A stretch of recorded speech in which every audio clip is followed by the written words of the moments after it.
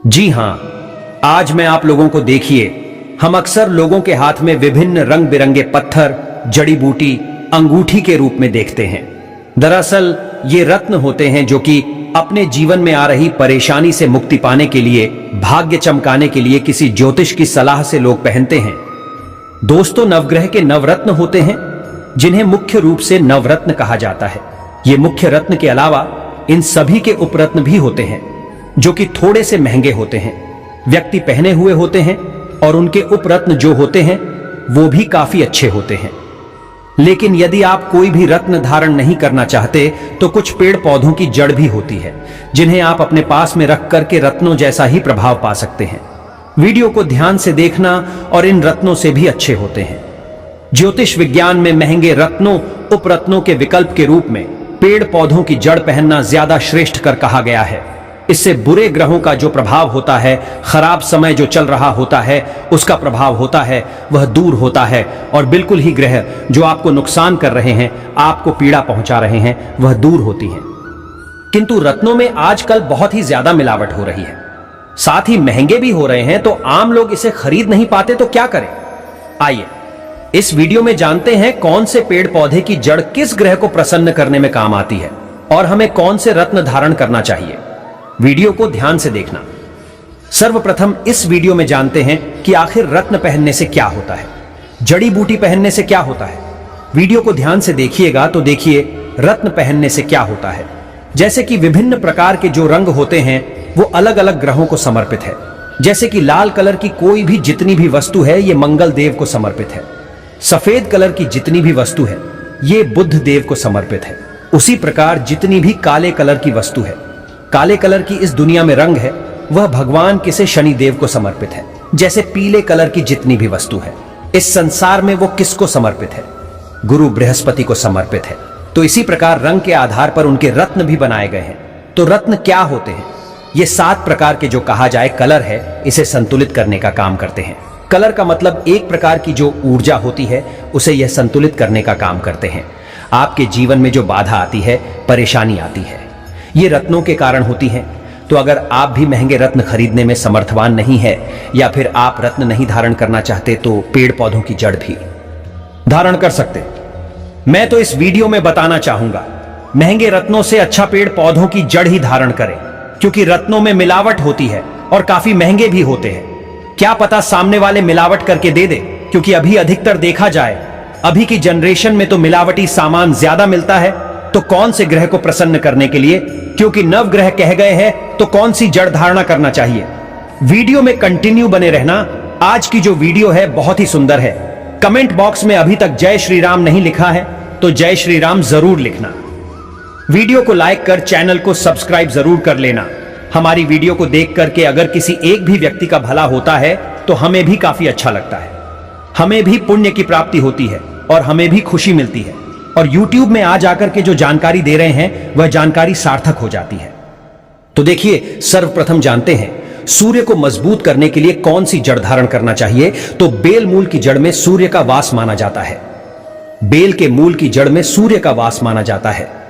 देखिए, मान सम्मान, यश, कीर्ति, तरक्की की चाह रखने वालों को रविवार के दिन पिंक कपड़े में इसकी जड़ को, बेल की मूल की जड़ को ध्यान से सुनना। जो व्यक्ति यशमान, सम्मान, यश, कीर्ति, तरक्की चाहते हैं, ऐसे व्यक्ति को रविवार के दिन बिल्कुल ही बेल मूल की जड़ दाहिनी भुजा में, ध्यान से सुनिएगा, दाहिनी भुजा में बांध करके पहनना चाहिए।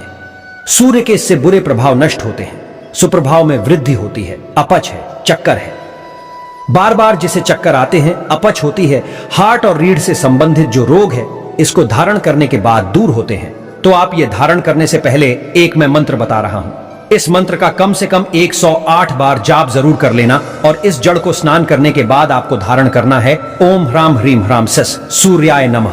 ये सूर्य देव का बीज मंत्र है।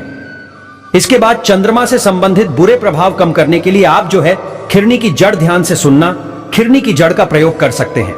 सोमवार के दिन सफेद कपड़े में हाथ में बांधने पर इसे बिल्कुल ही सफेद कपड़े में आपको बांध लेना है, खिरनी की जड़ को, और आपको अपने हाथ में बांधना है। भुजा में बांधना है तो इसे आपको पहनना है। इस प्रकार से आपको धारण करना है।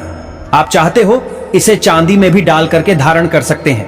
वीडियो के आखिरी में जानकारी बताऊंगा तो आपको शुभ प्रभाव मिलना शुरू हो जाते हैं। चंद्रमा के बुरे प्रभाव के फलस्वरूप व्यक्ति को कफ है, लिवर संबंधी बीमारी है, यह हमेशा घिरा रहता है और मानसिक रूप से यह विचलित करता है। यहां तक कि अगर आपके वैवाहिक जीवन में जो कष्ट आ रहे हैं, आपको सुख नहीं मिल पा रहा है, तो आपको चंद्र दोष लगा है, तो इसे किस प्रकार से धारण किया जाए। जैसे धारण करने से पहले आपको ओम श्रम श्रीम श्रम शाह चंद्रमस्य नमः इस मंत्र का 108 बार जाप करना है। इसे गंगा जल से स्नान कराने के बाद इस जड़ को आप देवी देवताओं की प्रतिमा की तरह पूजा करने के बाद धारण कर सकते हैं।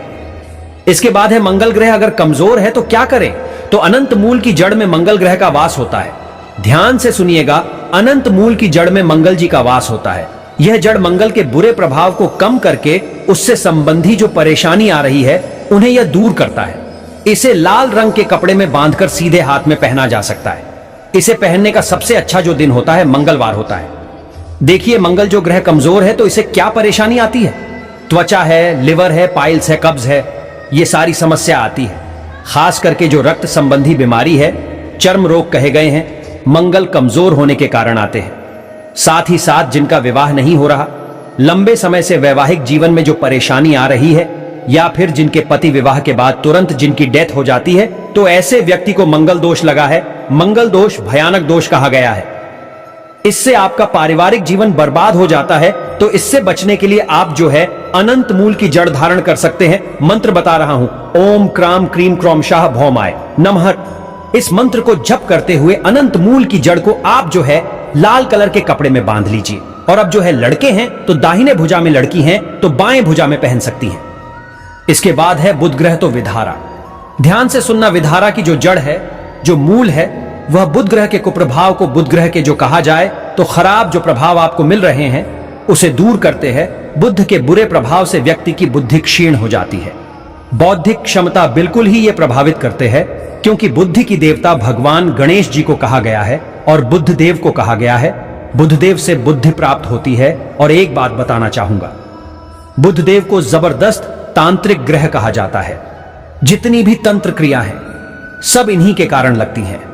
बुध ग्रह कमजोर होता है तब लगती हैं। और देखिए, बुध ग्रह जिनके कमजोर हैं, ऐसे व्यक्ति अच्छे समय में निर्णय लेने में समर्थवान नहीं होते। इनकी बुद्धि समाप्ति हो जाती है। तो विधारा मूल की जड़ को बुधवार के दिन हरे रंग के कपड़े में, बिल्कुल ही हरे रंग के कपड़े में बांध करके सीधे हाथ में आपको पहनना होता है। लड़के हैं तो दाहिने हाथ में, लड़की हैं तो बाएं हाथ में।